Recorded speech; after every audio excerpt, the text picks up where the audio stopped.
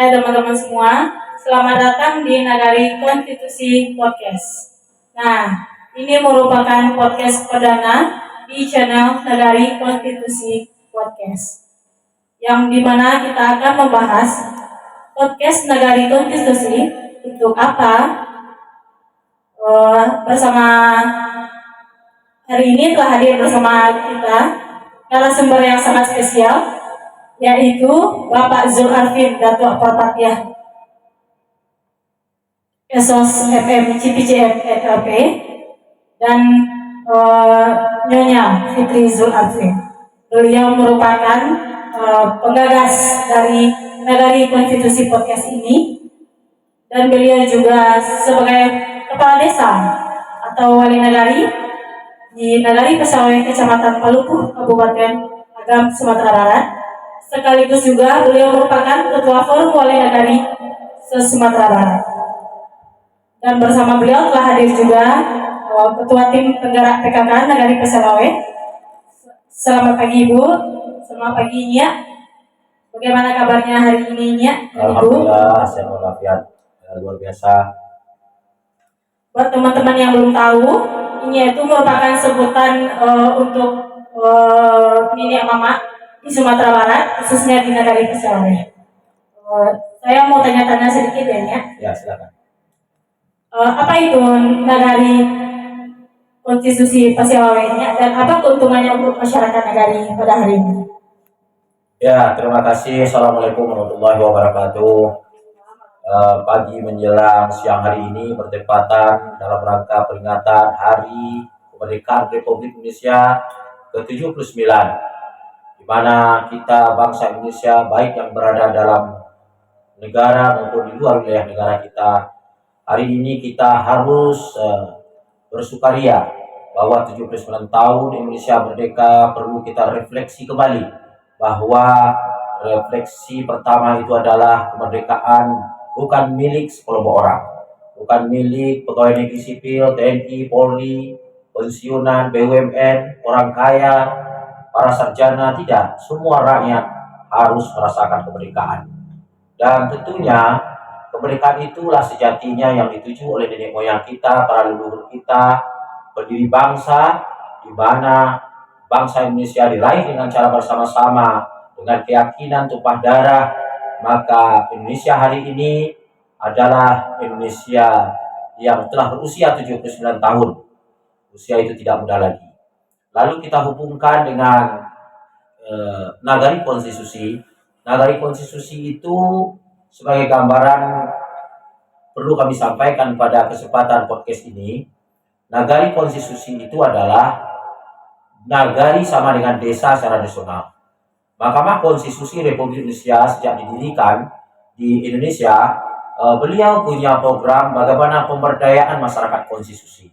Konstitusi itu sendiri adalah penganut terhadap Undang-Undang Dasar 1945. Apapun yang dilakukan oleh desa, instansi, OPD, kementerian, BUMN harus benar-benar mempedomani kepada Undang-Undang Dasar 1945. Salah satu Undang-Undang Dasar 1945 itu mengamanatkan seluruh warga tahu tentang apa itu isi daripada Undang-Undang Dasar 1945. Tidak hanya itu saja, bagaimana mengimplementasikannya di dalam masyarakat. Dari Undang-Undang Dasar 1945 itu yang bersumber kepada dasar ideologi Pancasila, kita melahirkan banyak undang-undang sejak dahulunya. Mungkin kami tidak bisa menghitung secara akumulatif, tapi dapat secara umum menggambarkan undang-undang yang berlaku di negara Indonesia saat ini itu tidak lebih daripada 500-an undang-undang. Tentu undang-undang ini tidak hanya dilihat begitu saja, tidak boleh dikait-kaitkan hanya dengan aja kepentingan tertentu, tetapi bagaimana penerapannya sampai ke desa. Maka Mahkamah Konstitusi sebagai pengawal konstitusi negara, mengawal Undang-Undang Dasar 1945, merawatnya. Maka salah satu tugas dari Mahkamah Konstitusi menjadikan desa dan nagari di Indonesia wajib menganut dasar-dasar konstitusi itu. Artinya apa? Setiap kegiatan desa di Indonesia harus mempedomani Undang-Undang Dasar 1945, bersumber dari landasan ideal Pancasila, dan di bawahnya ada undang-undang dasar, ada undang-undang dan seterusnya. Salah satunya tentu banyak hal yang harus kita ketahui seperti pendidikan. Undang-Undang 20 tahun 2003 tentang sistem pendidikan nasional, di mana pendidikan tidak hanya berlaku bagi orang kaya, bagi orang-orang tertentu, tapi pendidikan wajib untuk semua.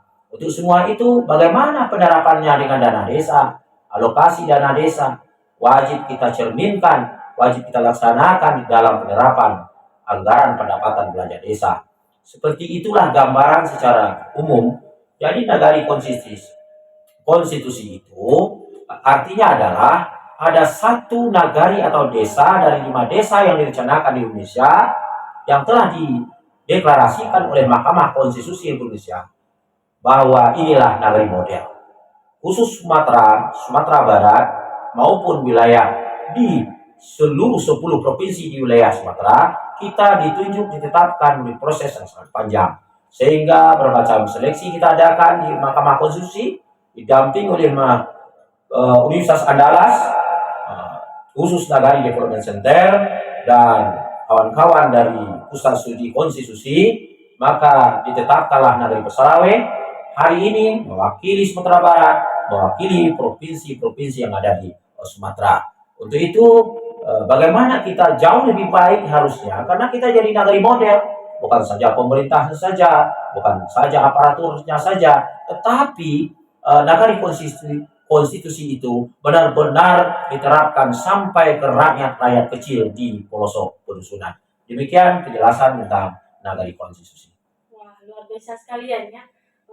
Terus apa manfaat podcast Nagari Konstitusi itu sendiri? Ya, terima kasih. Jadi artinya media di sini kita harus bicara soal manfaat dari konstitusi dulu. Dari konstitusi itu tidak hanya kita pandang bahwa manfaat yang kita terima itu secara langsung dan nyata, tentu tidak bisa. Jadi kita kaitkan dari konstitusi itu bagaimana kita menyemangati masyarakat negeri Perselawe bahwa kita benar-benar menjadi nagari model. Nagari model dengan artiannya adalah bagaimana kita menjadi percontohan. Rakyat kita harus mampu membuang sampah pada tempatnya, tidak menebang kayu secara liar, harus menyekolahkan anaknya. Pemerintah juga harus menyediakan layanan posyandu. Layanan posyandu bukan saja balita sampai lansia. Lalu bagaimana masyarakat menjadi produktif? Apakah lagi hari ini kami bersama tim penggerak PKK Nagari sedang melakukan gerakan yang sangat luar biasa di tengah masyarakat, mulai dari pemberdayaan, dasawisma, posyandu, semuanya kita lakukan. Tentu tidak semuanya ilmu pengetahuan itu kita dapat dengan hanya membaca buku, mendengar rapat-rapat, tidak. Tapi siapapun yang berhasil, katakanlah masyarakat kita berhasil, katakanlah dia berhasil dengan budidaya cabai, budidaya bawang, perikanan, tentang sektor kehutanan, peternakan, dan mungkin dia hebat di dalam mengelola pendidikan atau keluarga yang sakinah, atau kegiatan-kegiatan yang punya inovasi menonjol. Tentu ini merupakan salah satu keberhasilan warga kita. Harus kita tampilkan di podcast ini. Ayo kita berbagi ilmu. Ilmu ini kita bagikan tidak hanya sekedar di Facebook, tetapi kita harus mampu juga mengkontribusikannya, mentransfernya ke YouTube atau bentuk lain agar masyarakat kita bisa mengakses semuanya.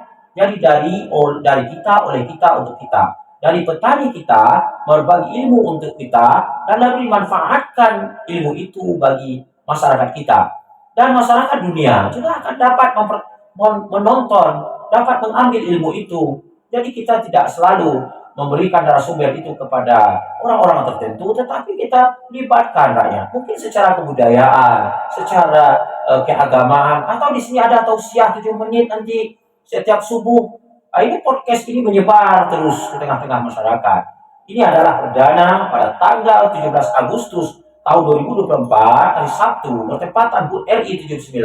Kita luncurkan program ini karena sudah cita-cita kita sudah itu lama.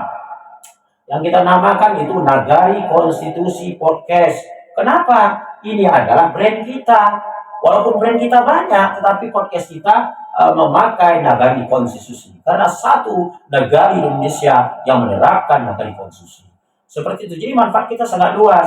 Dan bisa jadi dari kepala puskesmas, Pak Camat, Pak Bupati, Pak Gubernur, dan bisa jadi para menteri yang kita datangkan di sini. Tidak ada yang tidak mungkin hari ini. Dan beliau akan memberikan ceramah-ceramah atau ilmu pengetahuan, dan itu bisa diakses oleh semua orang, tidak hanya masyarakat negeri Sulawesi saja, atau informasi-informasi kampung, informasi-informasi rantau, dan atau ada pembangunan masjid yang harus kita diskusikan hari ini. Apakah masjid hari ini sudah ideal? Bagaimana, kenapa masjid itu tidak ramai sementara masjid sudah bagus, gagah, tetapi biaya juga besar, tetapi kenapa masyarakat kurang berminat? Ini perlu kita diskusikan, dan ini adalah tempat yang pas. Jadi podcast ini untuk semua orang kita bisa memanfaatkan. Bisa jadi dari PKK, Dasawisma, Posyandu, mereka-mereka yang ingin berbagi ilmu, silakan. Tidak ada batasannya. Saya kira ini adalah sebuah yang menurut hemat saya adalah sebagai wali negari, tanggung jawab kita punya struktur. Podcast ini harus memberikan manfaat seluas-luasnya bagi masyarakat kita dan Indonesia. Apa hubungannya Nagari Pasalawe, konstitusi, podcast sendiri, dan dengan visi Nagari, yaitu Nagari Mandiri Berdaya? Oke. Ini yang menurut kami harus kita kolaborasikan, sinergikan. Saya kira pertanyaan kita ini cukup luar biasa. Kami merasa bahwa Nagari Pasalawe ini kan satu nagari atau satu desa dari 83.000 desa Indonesia. Jadi kita harus pertontonkan kebaikan, pemasaran kebaikan. Ada 200 inovasi dan program unggulan kita lakukan rentang periode 2017 sampai 2024. Setidak-tidaknya apa yang kita lakukan sebelumnya, mari kita bagi ilmu, dan pada akhirnya kita sudah dinobatkan kembali sebagai seorang kepala desa atau yang disebut dengan wali negari. Tentu kita manfaatkan sebesar-besarnya bahwa kita meletakkan visi Nagari Pasalawe itu untuk 6 tahun ke depan, setidaknya Nagari Mandiri Berdaya. Nagari Mandiri Berdaya kita singkat dengan Nariyah. Nariyah itu sebetulnya jenis satu salawat dari ratusan salawat Nabi, yaitu salawat Nariyah.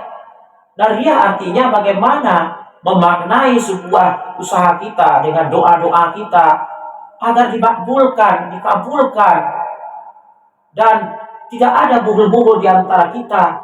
Itulah arti Nariyah sesungguhnya. Apa saja yang kita doakan, kita usahakan adalah untuk kebaikan umat, kebaikan negeri, kebaikan bangsa, dan bagaimana kita memelihara agama itu sebagai jati diri kita sebagai kaum muslimin dan muslimat, sebagai warga bangsa Indonesia yang taat. Tentu kita meletakkan Nariyah itu adalah sebuah konsep bagaimana 6 tahun yang ke depan kita harus melakukan bahwa itu yang kita tuju, mandiri berdaya. Pertanyaannya, bagaimana apa itu yang sebetulnya mandiri? Apa itu berdaya? Mandiri itu bagaimana filsafat seorang manusia, filosofi menurut seorang manusia bahwa kita harus berada di kaki sendiri, berdiri di kaki sendiri. Bukan kita tidak membutuhkan lagi uang negara, tapi bagaimana kemandirian sosial, kemandirian agama, kemandirian ekonomi, kemandirian pendidikan, kemandirian kesehatan, semuanya itu adalah kemandirian. Artinya kita tidak selalu memberikan sebuah pekerjaan nyata itu harus menunggu.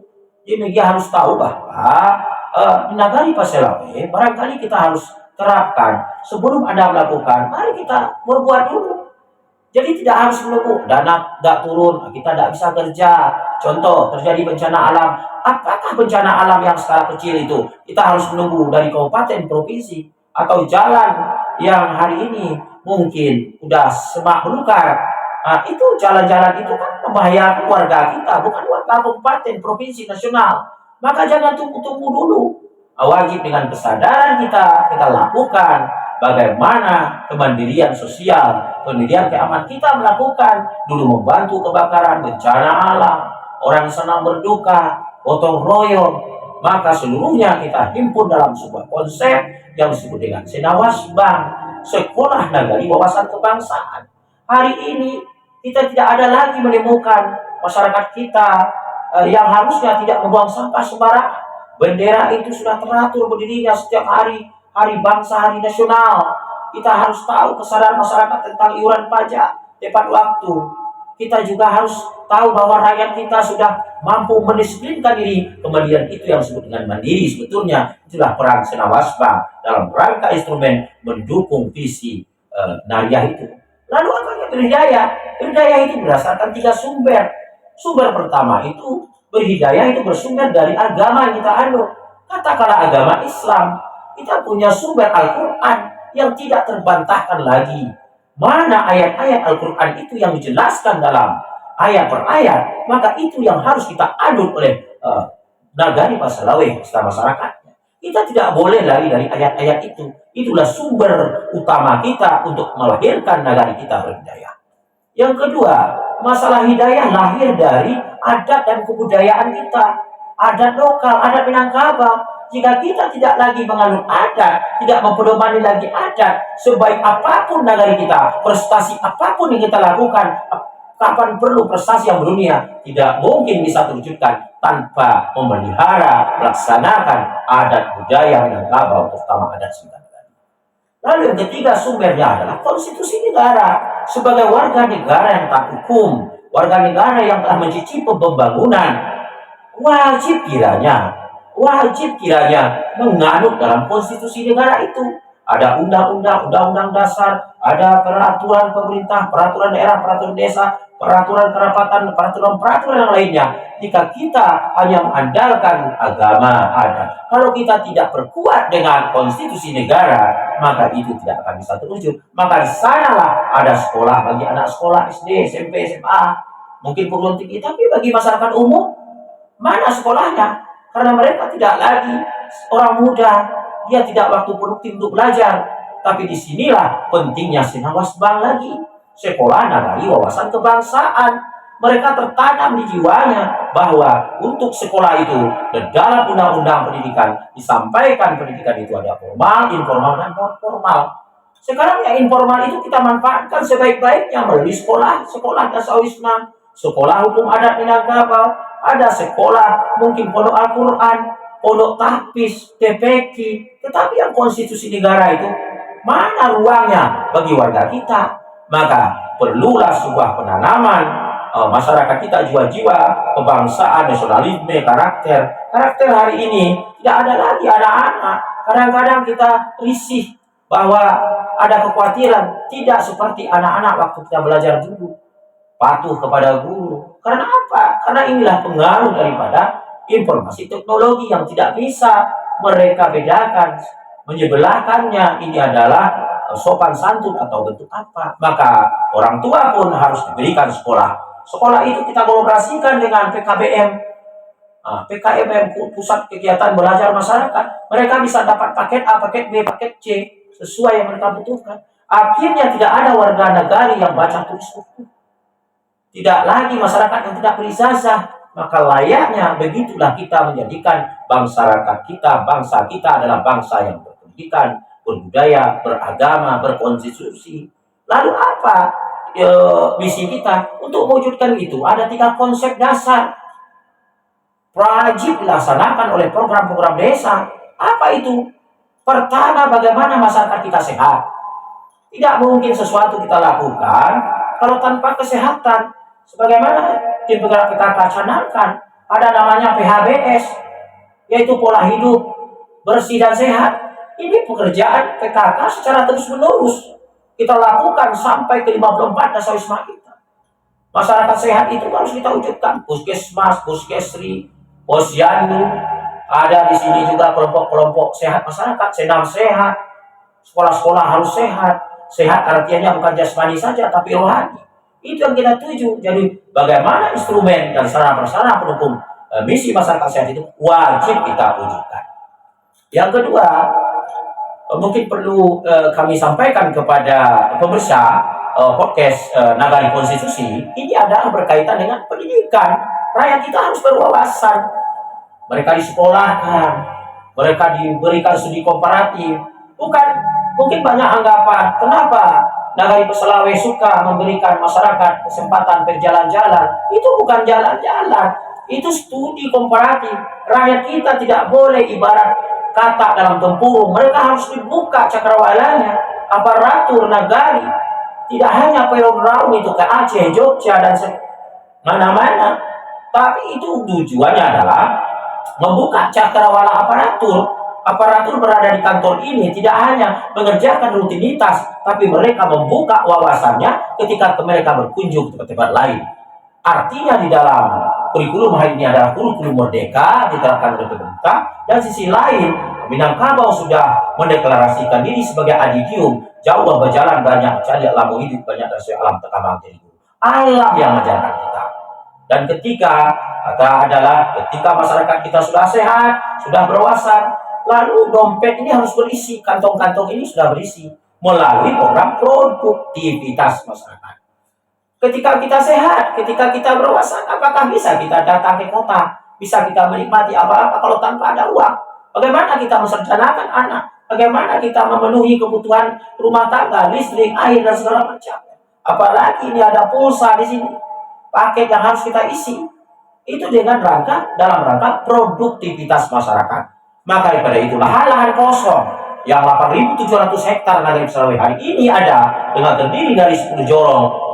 Bojorong, Palupu, Sapu Lupu, Kampung Pasir, ada Lurah Dalam, Angge, Kalibatan, dan ada Paselawe, ada Sungai Guntung, Limabong, Laukuniang, dan terakhir insya Allah kita menggagas lagi jorong persiapan kita adalah jorong Celawe.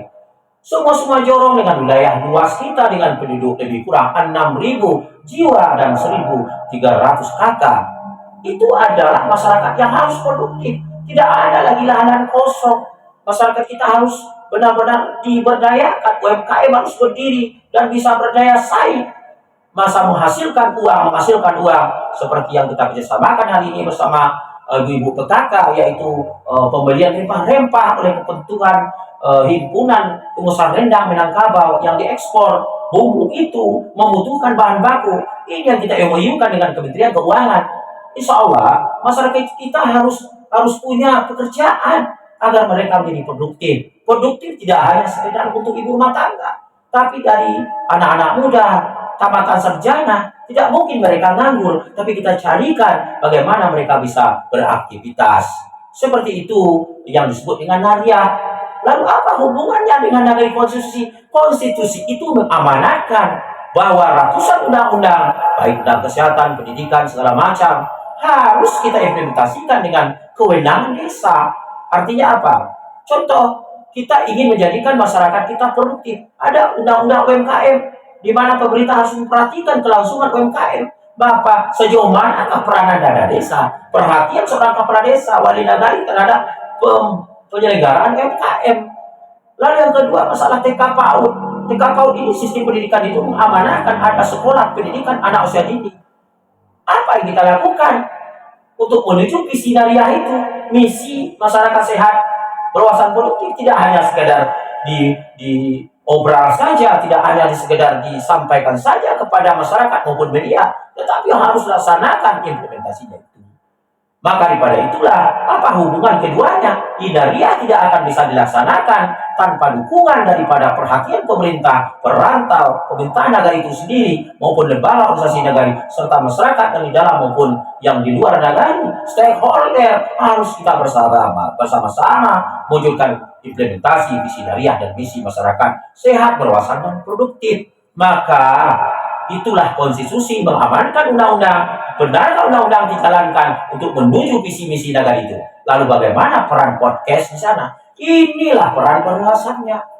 Mungkin seorang nagari kita hebat, mungkin masalah tausiah, kita hadirkan di sini, mereka berikan pencerahan rohani.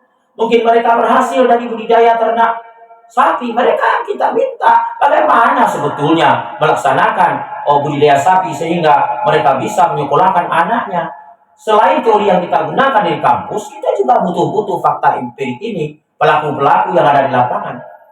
Contoh, sehebat manapun seorang profesor doktor, kalaupun tanpa ada pelaksanaan lapangan juga tidak. Tapi sehebat manapun pelaksanaan di lapangan tanpa dukung oleh teori akademik juga tidak bisa. Maka berkolaborasilah kita. Ketiganya punya hubungan antara podcast, Nagari Konstitusi, Naria sebagai visi kita, bagaimana ini kita jembatani rakyat secepat mungkin, secepat kilat, wajib kita tuju yang disebut dengan nagari konstitusi, dengan visi nagari mandiri Bidaya, dengan misi masyarakat sehat, berwawasan dan produktif, lalu dilakukan dengan podcast yang memberikan informasi ke tengah masyarakat. Anak sekolah pun kita datangkan ke sini nanti jika perlu, pelaku-pelaku sanggar seni, dan sekarang kita buka cakrawala kita. Insya Allah melalui nagari konstitusi podcast yang kita terapkan hari ini, insya Allah akan menjadi kebaikan untuk negeri. Saya kira wali nagari beserta Nyonya Fitri Zul Arfin, Ketua Tim Gerak PKK Nagari sudah 7 tahun menggeluti persoalan ini. Insya Allah kita siap bersama-sama. Tentu dukungan aparatur, masyarakat, pemerintah, stakeholder sangat dibutuhkan. Demikian penjelasan pada podcast kali ini. Mungkin barangkali ini judul yang luar biasa di perdana. Mudah-mudahan kita tidak menunggu waktu lagi. Siapa yang berminat silakan datang ke kantor Nagari. Fasilitas kita lengkap. Ini adalah bantuan Mahkamah Konstitusi yang disebut dengan smartboard. Smartboard itu adalah papan tulis cerdas. Bisa kita menulis secara langsung. Dan ini diliput langsung oleh Mahkamah Konstitusi humasnya. Kita sudah bikin desain modern walaupun kita tinggal di desa. Kita juga fasilitas ada menikmati mungkin minibar, ada kulkas, ada segala macam, toilet kita cukup, dan kita juga punya ruangan baca buku dan semuanya kedap suara dan dengan sound yang sudah modern digital, semuanya kita kemas dengan baik dengan tim yang kuat. Terima kasih semuanya. Dan hari ini kami Wali Nagari bersama beserta Ketua Tim Penggerak PKK Nagari bersama aparatur Nagari, lembaga organisasi Nagari, masyarakat yang di kampung maupun dia di rantau sepakat dan bulat menyatakan Nagari Konstitusi wajib mewujudkan yang disebut dengan visi Naria. Dan hari ini bertepatan selamat Dirgahayu Republik Indonesia ke-79, 17 Agustus tahun 2024. Insya Allah Indonesia akan lebih baik, Nagari Peslawe akan lebih baik. HUT RI 79, jayalah Indonesia, jayalah bangsaku. Assalamualaikum warahmatullahi wabarakatuh. Baiknya, terima kasihnya telah hadir di Nagari Konstitusi Podcast ininya. Karena waktu juga yang membatasi kita. Terima kasih juga buat teman-teman semua. Semoga apa yang kita dapat dari narasumber kita yang luar biasa ini menjadi inspirasi buat kita semua. Saya Megia Kusmaudani undur diri. Thanks for watching. Sampai jumpa di podcast Nagari Konstitusi selanjutnya. Jangan lupa like, comment, share, and subscribe. Bye bye. Terima kasih luar biasa.